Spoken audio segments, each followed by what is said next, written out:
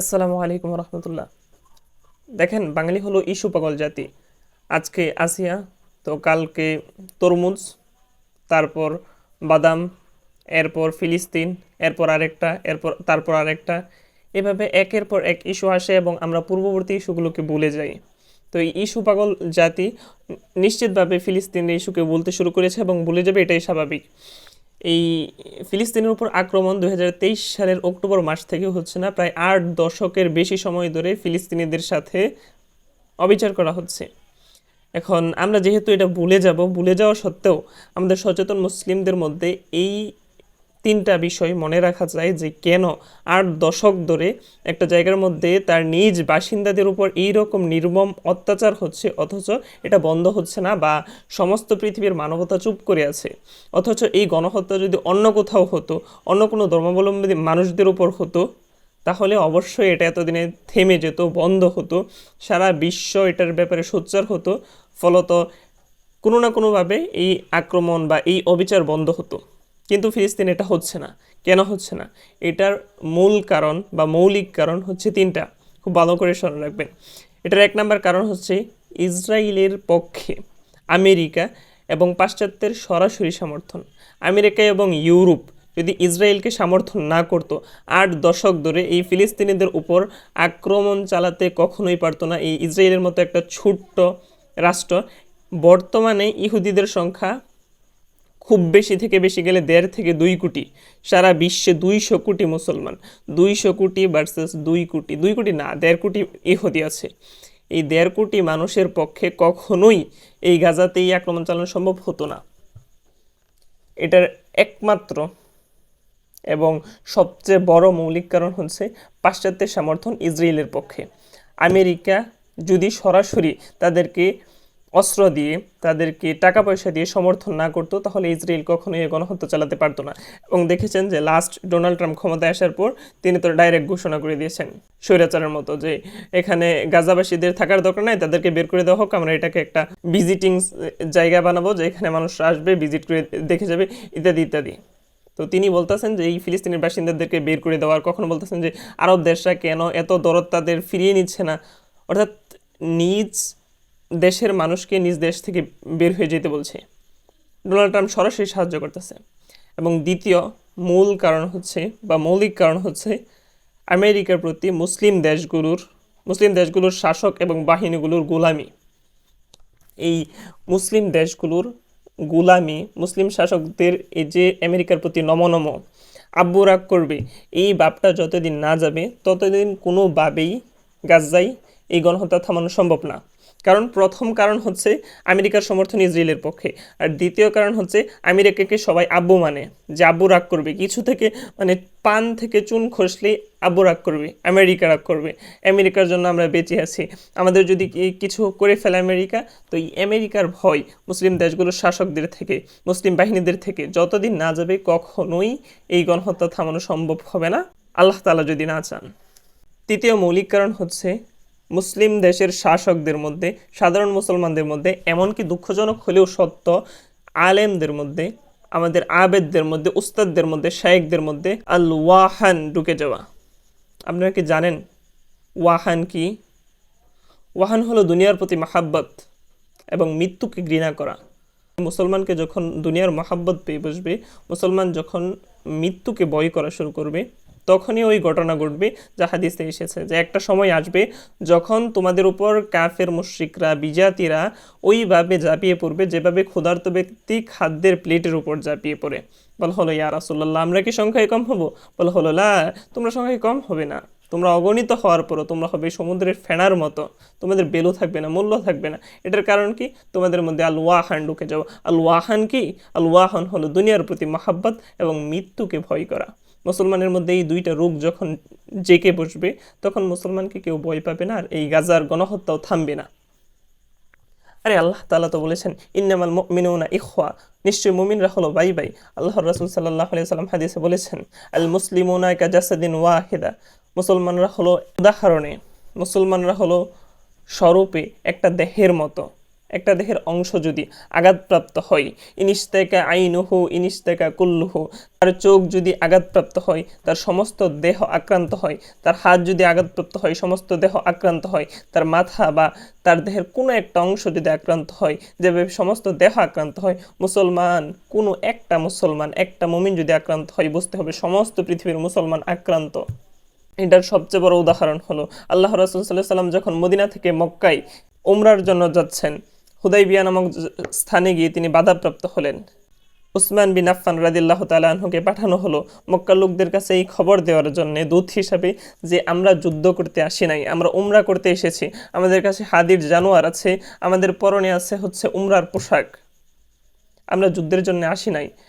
তো কাফেররা খবর ছড়িয়ে দিল যে ওসমানকে কতল করা হয়েছে, এটা বোঝার জন্য যে মুসলমানদের প্রতিক্রিয়া যদি হালকা হয়, তাদের মধ্যে যদি তেমন প্রতিক্রিয়া না থাকে, তাদেরকে সমূলে ধ্বংস করে দেওয়া হবে। প্রায় 1400 থেকে 1450 সাহাবা ইকরাম ছিল রাসূলের সাথে, একমাত্র উসমানকে পাঠানো হলো।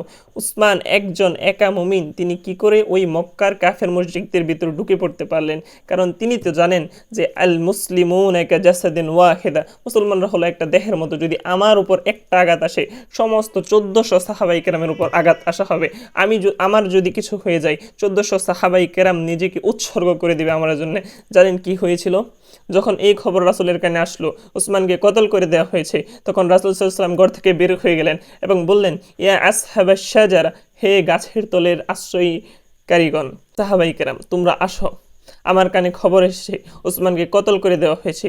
দূত হত্যা কোনো আইনে নাই, সংবিধানে নাই, তারা এই কাজ করেছে, আমার হাতে তোমরা বায়াত করো। যতক্ষণ না পর্যন্ত আমরা উসমান হত্যার বদলা নিতে গিয়ে মক্কা বিজয় করব, অথবা এই 1400 সাহাবাই কেরাম সহ আমরা এইখানে শহীদ হয়ে যাব, ততক্ষণ পর্যন্ত আমরা মদিনায় ফেরত যাব না। এক উসমানের জন্য 1400 সাহাবাই কেরাম নিজেদের জান উৎসর্গ করতে রাসূলের হাতে একে একে বায়াত দিলেন। রাসূল তার বাম হাত মাটিতে রাখলেন, এর উপর 1400 সাহাবায়ে কেরাম একে একে বায়াত করলেন এবং তারপর রাসূল সাল্লাল্লাহু আলাইহি ওয়াসাল্লামের ডান হাত উপরে দিল এবং তিনি বললেন, এটা হলো উসমানের হাত। চিন্তা করেন, একটা মুমিনের জন্য এই খবর হয়ে গেল, জাস্ট গুজব ছড়িয়ে দেওয়া হয়েছিল যে উসমানকে কতল করা হয়েছে। এক উসমানের জন্য এইভাবে সমস্ত মুসলমান রেডি হয়ে গেল, হয়তো আমরা শহীদ হব অথবা মক্কা বিজয় হবে আমাদের দ্বারা। এইভাবে যখন মুসলমানরা ঐক্যবদ্ধ হয়ে থাকতে পারবে, তখনই কেবল মুসলমানদের উপর আক্রমণ করতে কাফের মুশরিকরা ভয় পাবে। এছাড়া মুসলিমদের মধ্যে যদি এই আলওয়াহান ঢুকে পড়ে, দুনিয়ার মহাব্বত ঢুকে পড়ে, মুসলিমদের মধ্যে যদি মৃত্যুর ভয় ঢুকে পড়ে, মুসলিমরা যদি ঐক্যবদ্ধ না থাকে, মুসলিমরা যদি আমেরিকাকে আব্বু আব্বু বলে, মুসলিমরা যদি আমেরিকাকে কোনো পরাশক্তিকে ভয় পায়, তাহলে মুসলমানকে কেউ ভয় পাবে না এবং মুসলমানরা আগের মতো সেই আব্বাসি বা উমাইয়া আমলে আমরা যে সমস্ত পৃথিবীকে রুল করেছি, বা খিলাফতকালে যখন আমাদের 4 খলিফা শাসন করেছেন অর্ধ পৃথিবী, সেই সময় আর ফিরে আসবে না। আমরা বসে আছি, কিসের জন্য বসে আছি? আল্লাহ তাআলা হয়তো আবার আবাবিল পাঠাবেন। আরে আবাবিল কি করে আসবে? আবাবিল তো এসেছিল রাসূলের জন্মের আগে। রাসূলের জন্মের পর তাকায় দেখো, রাসূল বদরে যাওয়ার পর, বদরে যুদ্ধ যখন হচ্ছে, রাসূল যখন দোয়া করতে করতে কান্না করতে করতে যেই নামাজ ভিজিয়ে দিচ্ছেন, রাসূলের চোখ মুবারক বেয়ে বেয়ে পানি পড়ছে, রাসূল বলতেছে, ইয়া আল্লাহ। রাসূলের দোয়াটা এইরকম ছিল, যদি আজকে আমরা হেরে যাই, তোমার জমিনে তোমাকে ডাকার মতো কেউ থাকবে না, তুমি সাহায্য করো। তখন আল্লাহ তাআলা ফেরেশতা দিয়ে সাহায্য করেছেন। আগে ওই বদর তো আমাদের কায়েম করতে হবে, আগে যুদ্ধে তো যেতে হবে, তারপর না আল্লাহর সাহায্য আসবে। 200 কোটি মুসলমান আমরা বইসা আছি, ঘরের মধ্যে তাসবিহ টিপতাছি। কোন এক বিখ্যাত দার্শনিক হয়তো বলেছিল, মুসলমানদের পতন সেই দিন থেকে শুরু হয়েছে যেই দিন মুসলমানরা তলোয়ার বিক্রি করে তসবি কিনে নিয়েছে। আমরা তসবি টিপছি আর বলছি যে আবাবিল আসবে। আরে আবাবিল কোত্থেকে আসবে? আবাবিল তো এসেছিল রাসূলের জন্মের 50 থেকে 55 দিন আগে। আর রাসূলের জন্মের পর রাসূলের উপর কি নির্যাতন হয়েছে, সাহাবায়ে কেরামকে 2 বার হিজরত করতে হয়েছে, সাহাবায়ে কেরামকে বদরে যেতে হয়েছে, রাসূলের দাঁত শহীদ করতে হয়েছে, রাসূল পাথরের আঘাতে রক্তাক্ত হয়েছেন, তারপর আল্লাহর সাহায্য এসেছে। আর আমরা মুসলমান, আমরা দোয়া করছি। আরে সেদিন দেখলাম মক্কার এক ইমাম, তিনি একটা লেখা পোস্ট করেছেন অথবা বক্তব্য বলেছেন যে, আরে রাসূল সাল্লাল্লাহু আলাইহি ওয়াসাল্লাম তো সেই লোক, যে লোক দোয়া করলে সবার আগে দোয়া কবুল করা হয়, এরকম একটা পোস্ট করেছে যে আমরা যদি মনে করি যে দোয়ার মাধ্যমে মুসলমানদের সমস্যার সমাধান হয়ে যাবে, আমাদের মনে রাখা উচিত উম্মতের মধ্যে বা পৃথিবীর শুরু থেকে পৃথিবীর শেষ পর্যন্ত যেই ব্যক্তি দোয়া করলে সবার আগে সবচেয়ে তাড়াতাড়ি সবচেয়ে মজবুতভাবে কবুল হয়ে যাওয়ার সম্ভাবনা, তিনি হলেন রাসূল সাল্লাল্লাহু আলাইহি ওয়াসাল্লাম। তিনি দোয়া করেছেন বদরের মাঠে গিয়ে, তিনি দোয়া করেছেন যুদ্ধের ময়দানে। আমরা ঘরের মধ্যে বসে, মসজিদের মধ্যে বসে, এসি রুমে বসে দোয়া করছি আল্লাহ তাআলা আবাবিল পাঠাবেন। আরে মুসলমান, জাগ্রত হও, দিল থেকে দুনিয়ার মাহাব্বত, মৃত্যুর ভয়, এই দুইটা জিনিস দূর করো। তারপর তোমরা আবাবিলের জন্য আশা করো, তারপর তোমরা ফেরেশতাদের সহায়তা আশা করো, হয়তোবা তোমরা সফল হবে। ইত্তাকুল্লাহ, ইত্তাকুল্লাহ, তোমরা আল্লাহকে ভয় করো, আল্লাহকে ভয় করো। ইয়া আহলাল আরব, হে আরবের অধিবাসীরা, ইত্তাকুল্লাহ, আল্লাহকে ভয় করো। ইত্তাকুল্লাহ ফিল ফিলিস্তিন, ফিলিস্তিনের ব্যাপারে তোমরা আল্লাহকে ভয় করো, ফিলিস্তিনিদের ব্যাপারে তোমরা আল্লাহকে ভয় করো। আল্লাহ তাআলা যদি জিজ্ঞেস করেন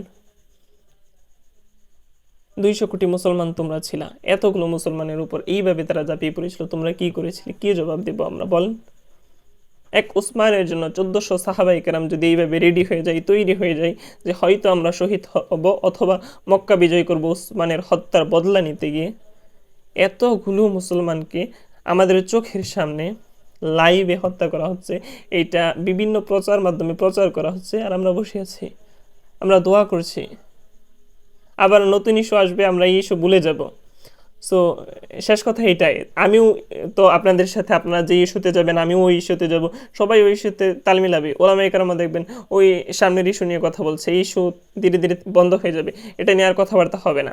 তো এই শেষ মুহূর্তে এই 3টা পয়েন্ট মনে রাখেন যে কেন গাজায় গণহত্যা বন্ধ হচ্ছে না, যেখানে 8 দশক ধরে গণহত্যা চলছে এখনও গণহত্যা বন্ধ হচ্ছে না। এর মৌলিক কারণ 3টা। এক, ইসরায়েলকে সরাসরি সাহায্য করছে হচ্ছে আমেরিকা এবং পশ্চিমা বিশ্ব। 2 নাম্বার, মুসলিম দেশগুলোর আমেরিকার প্রতি নমনম করা, আব্বু আব্বু করা।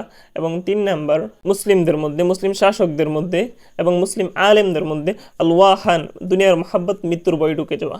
এই 3টা জিনিস যতদিন না আমরা ওভারকাম করতে পারবো, দুনিয়ার মহাব্বত না বের করতে পারবো, মৃত্যুর ভয় আমাদের থেকে জেরে ফেলতে না পারবো, আমেরিকাকে আমরা আব্বু আব্বু বলা বন্ধ না করতে পারবো, আমেরিকা যতদিন না সাহায্য দেওয়া বন্ধ করবে ইসরায়েলকে, ততদিন হয়তোবা ফিলিস্তিন এই অবস্থায় থেকে যাবে, যদি না আল্লাহ তাআলা সালাউদ্দিন আইয়ুবের মতো কাউকে পাঠান। আল্লাহ তাআলাই যদি ফেরেশতা পাঠিয়ে দুনিয়ার সব কিছু করে দিত, মুসলমানদেরকে সব কিছু করে দিত, তাহলে তো এটা পরীক্ষা হতো না। বলা হয়েছে তো দুনিয়া পরীক্ষা ক্ষেত্র। সুতরাং মুসলমানদের করতে হবে, আমাদের পদক্ষেপ নিতে হবে। আমরা যদি ঠিক না হই তাহলে কি করে ফিলিস্তিন বিজয় হবে আমি জানি না। তো এই 3টা পয়েন্ট মাথার মধ্যে গেঁথে রাখেন। নিজের জায়গা থেকে দোয়া, কান্নাকাটি, বয়কট করা, এবং যদি আল্লাহ তাআলা সুযোগ দেয় সরাসরি যুদ্ধে শরীক হওয়ার নিয়াত, তামান্নাটা রাখেন অন্তত দিলের মধ্যে। এটুকুই বলার ছিল, আজকে আর কিছু বলতে চাচ্ছি না। আল্লাহ তাআলা আগে আমাকে, তারপর আপনাদের সকলকে এই কথাগুলোর উপর আমল করার তৌফিক দান করুন। কথাগুলো দিলের মধ্যে এবং মগজের মধ্যে ভালো করে বসিয়ে দিন, এবং আমরা যেন আল ওয়াহান, দুনিয়ার মোহাব্বত, মৃত্যুর ভয় আমাদের থেকে জেরে ফেলতে পারি, আমরা যেন আমেরিকাকে নমনম করা বন্ধ করতে পারি। আল্লাহ তাআলা সেই তৌফিক আমাদের দান করুন, আমিন। ওয়া আখিরু দাওয়ানা আলহামদুলিল্লাহি রাব্বিল আলামিন।